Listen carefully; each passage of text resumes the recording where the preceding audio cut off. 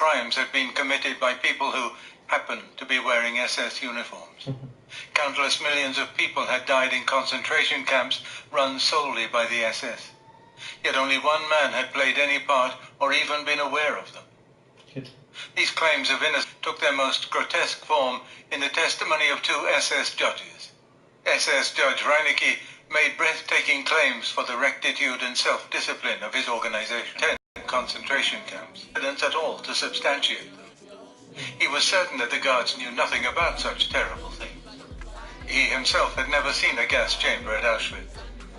Reinecke's associate, SS Judge Morgan, who had spent 8 months on and off at Buchenwald, had seen nothing unpleasant either.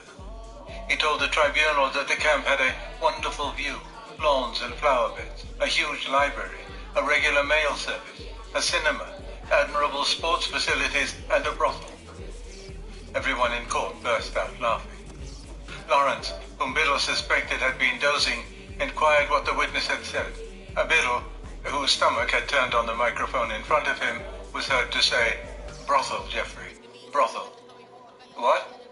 "Bordello, brothel, whorehouse." The laughter increased. And so sickening was the evidence in the SS case that hilarity became an essential protection against it. And it was a natural reaction to the ludicrous lies and the mind-boggling evasion of the witnesses. One from the General SS, Baron Eberstein, talked of its restraint from violence, high-minded service to the state, and attraction to the best people. 3 princes and an archbishop had been members, he said proudly. As he listed the qualifications for membership, avoiding mention of the proof of Aryan ancestry, but stressing the number of references required and the godlike physical and mental attributes, Wheeler Bennett slipped a note across the table to Maxwell Fyfe.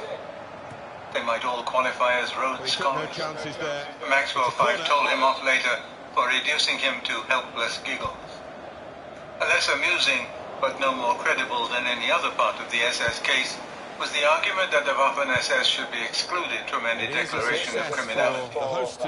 These fighting units of the SS, which had included 18,000 men at the beginning of the war and 550,000 by the end, were described as purely military formations, under the command of the armed forces and subject to the SS only for administration, discipline and equipment, and had fought as decent soldiers.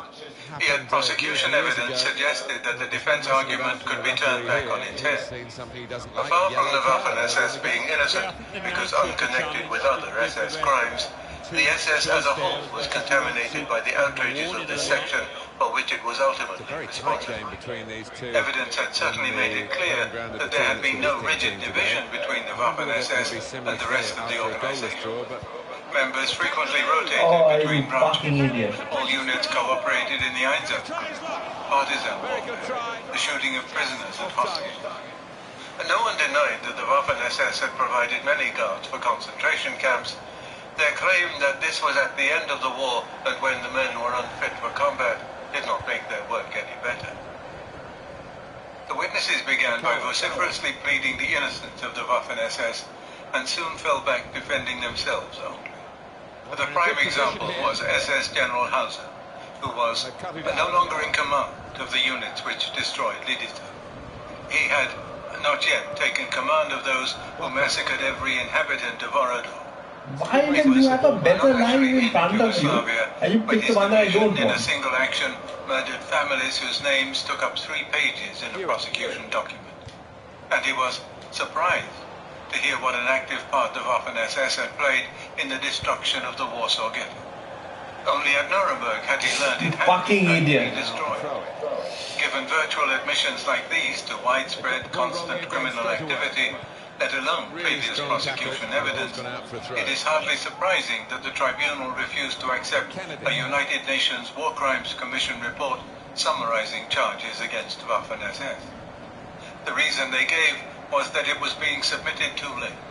In fact, it must have seemed merely cumulative. The case for the General Staff and High Command, which followed on the 9th of August, offered an infinitely greater challenge to the prosecution, and had done so ever since the misconception that there was a German General Staff in the commonly accepted meaning of the term. It had been necessary to formulate the phrase case, General Staff and High Command for the indictment to cover the range of functions which the prosecution believed had been criminal. Even so, uncertainty remained as to whether this group had inherited the role of the General Staff, abolished after the First World War. It had been indicted, as Telford Taylor put it in a memorandum to Jackson, on American initiative and over the objection of the British, because it was an essential component in the logic of their argument that the Nazi regime had conspired to wage war and that all other crimes were directed to this end or resulted from it. How else could there have been aggression without military planning and direction? How else could the scale of war crimes be explained unless it was organized? Furthermore, the case was also a response to American public opinion, which saw the German armed services as criminal, and to the call of the Allies at Yalta to extirpate German militarism. This response drew the criticism, which the prosecution never successfully countered, that in making allegations against this small indicted group, it was implying the guilt of those it had led. The very manner in which the Americans presented their evidence hardened this impression that the German armed services were on trial. This exposed the case. Hanthana's in particular brought it to an intensity unparalleled in the rest of the public. Jackson always strenuously denied that his concern was with anyone other than in the group indicted. When, in December, the Army and Navy Journal in Washington accused him of trying to discredit the whole profession of arms, he issued an immediate press release pointing out that in the prisoner's dock are represented several professions, including the law. These professional men are not being indicted or tried because they belong to a profession, but for the crimes they committed. In the presentation of the prosecution case in January, Telford Taylor insisted that there was nothing criminal in being a soldier. It is perfectly legal for military men to prepare military plans to meet national contingencies. It is perfectly legal for military leaders to carry out such plans and engage in war. But not if those plans are for aggression and entail the use of criminal methods. A man who commits crimes cannot plead as a defense that he committed them in uniform. Yet the way in which the prosecution case was conducted always gave the impression that military criminals were not restricted to the few in the indicted General Staff and High Command. Taylor himself, when assembling evidence in December, told Jackson that although he believed many serving officers had behaved honorably through the war, and he had no wish to prove that every German general was a devil, he did think it important to prevent the notion that the army was Simon Pure and gentlemanly. Clearly, he saw the case as much broader than that against the narrow indicted group. To define what was meant by the General Staff and High Command and to choose appropriate evidence against it had at first seemed so impossible that even as the indictment was published, American prosecutors were considering dropping the case. On the 22nd of October, however, Taylor and Ben Kaplan had urged Jackson to retain it. The public would believe that there was no case. It would be unjust to punish junior officers, but not their superiors, and equally so to allow the commanders to be summarily imprisoned, as the Allied Control Council was suggesting. The Anglo-American team working on the case had begun to believe it was possible to define not an organization, but a group of top officers who had contributed to a common function, either by planning or executing military activity. After intensive study of documents and interrogation of military leaders, the prosecution decided that this group comprised the commanders-in-chief and chiefs of staff of the three services, the commander of the OKW, and the field commanders-in-chief of each service, who had been appointed to their posts between 1938, when the armed services were reorganized, and 1945. This group had held about 130 officers, of whom possibly 116 were still alive. The prosecutors were happy with this definition, and an able and enthusiastic team set to work to build up a case with growing certainty that it would be effective and conclusive. But the judges never shared this confidence, either in the definition or the evidence. The General Staff and High Command became a microcosm of their legal problems in indicting organizations, their fears of implicating the innocent, and their constant distraction with extraneous difficulties. They faced determined and insistent protests about the case. By the 19th of December, the tribunal had received a letter from the wives of interned generals denouncing the indictment. and requesting definition of the charges their husbands faced. Since the prosecution had not made them clear, the tribunal could say nothing to reassure the wives or justify the internment of a large number of senior officers, many of whom would not ultimately appear in the group defined. The judges also had to fight off the efforts of counsel, military defendants and indicted officers to obtain what was seen as their right under the Geneva Convention to have military representation and a court-martial. It had to be emphasized that the tribunal was military, even if its procedures and legal staff were not. They had, in addition, to deal with the accusation that the indicted officers were being held in prison under conditions forbidden by the Geneva Convention for men of their rank. These complaints were summarized in a two-page letter from Latanzer and Rorschach in May. But the officers were not addressed by rank, often given sharp orders, locked in cells several times a day where their health was impaired by drafts.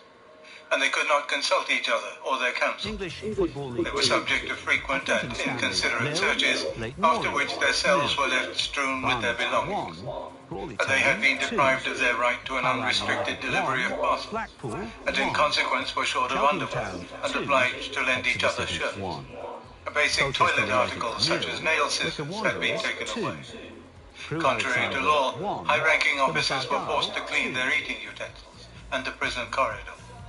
When news of this protest reached Andrus, he was incensed. Everyone had expressed gratitude for the treatment they received at Mondor.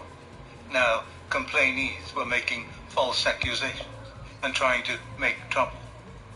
The colonel reckoned he knew why, and he was ready for it.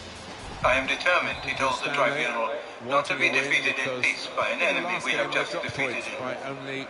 Always with a sharp eye for a good boy and a model prisoner, Andrus spotted Bartzelewski, suppressor of the Warsaw Rising and a prosecution, and forwarded a crawling letter from him maintaining that the generals were being treated in a thoroughly correct and humane way since months, and that their grumbling was causing really disgust for a lot of interns. Though it was rather late in the day, the tribunal set up a board of officers to investigate. It must have been the least of their worries. Much more troubling was the case itself. On the 13th of May, Lawrence asked his colleagues whether there was really a case at all.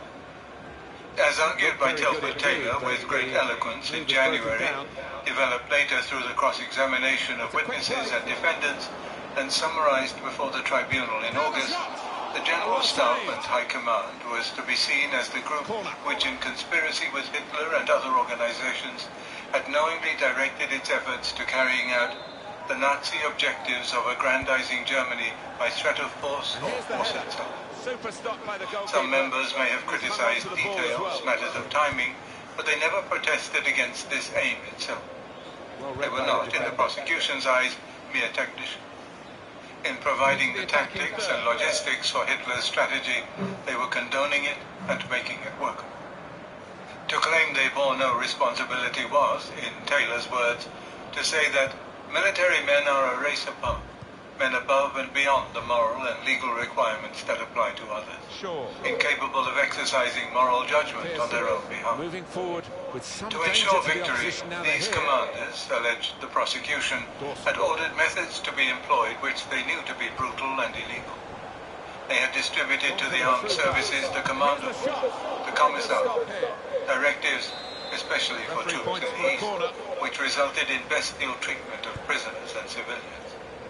In support of his charges, Taylor had extracted from his witness, Bartzelewski, the admission that his anti-partisan combat units had employed mainly Wehrmacht personnel, and could point to the testimony of SS General Ohlendorf that the Einsatzgruppen had been totally dependent on army backup for their ghastly work of extermination. The knowledge of the work of these squads was to be constantly denied by all military witnesses. In his final summing up of the case in August, Taylor stressed that the units had operated behind military lines, not in the desert, that they were fed, billeted and given communications facilities and men by the army. The idea that the extermination squads flitted through Russia, murdering Jews and communists on a large scale, but secretly and unbeknown to the army, is utterly preposterous. Was good progress with The defense to these allegations had been launched by witnesses, defendants and their counsel long before the case ever came to the tribunal. It was denied that the General Staff was an organization at all. It was merely a random collection of top officers whom the prosecution had chosen to lump together. They had performed a variety of tasks without ever meeting as a group, and had held no power of command. Hitler had been both Supreme Commander and the legally appointed head of state. Officers were doubly bound to serve. Hitler, as head of state, made all decisions on foreign policy, the direction of the economy, rearmament, and was responsible for any declaration of war or peace. His policies were secret and often formulated at the very last minute without prior consultation. The conferences at which the prosecution claimed he had made his intentions clear were never seen as more than his exploration of current whims and dismissed as exaggerated. Everyone stressed the belief that rearmament had been purely in the interests of defense, that every decision to attack had taken them by surprise, and when they had neither plans, men, nor equipment to carry them out adequately.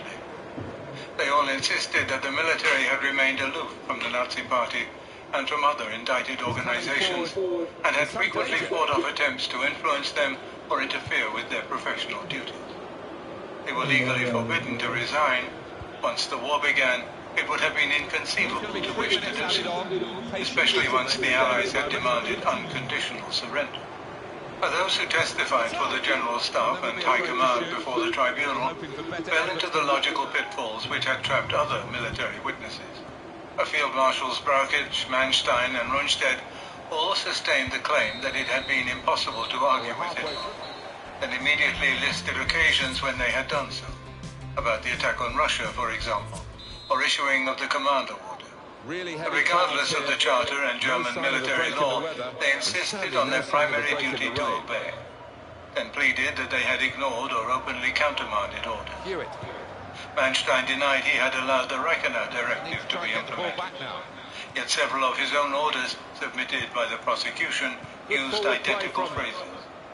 But the defense totally failed to explain why, if commanders were unaware of policies, had blocked orders or refused cooperation with other organizations, those policies and orders had been put into effect, and the armed services had been involved in so many atrocities.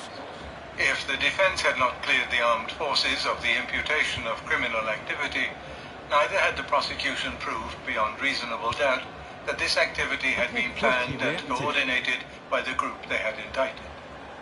Their evidence had been shocking, but they had not focused it on the General Staff and High Command. Taylor's final summary of his case highlighted its constant diffuseness. He argued that the gas chambers, mountains of corpses, human skin lampshades, shrunken skulls, freezing experiments, and bank vaults filled with gold teeth, of which the tribunal had heard for so many months, were the poison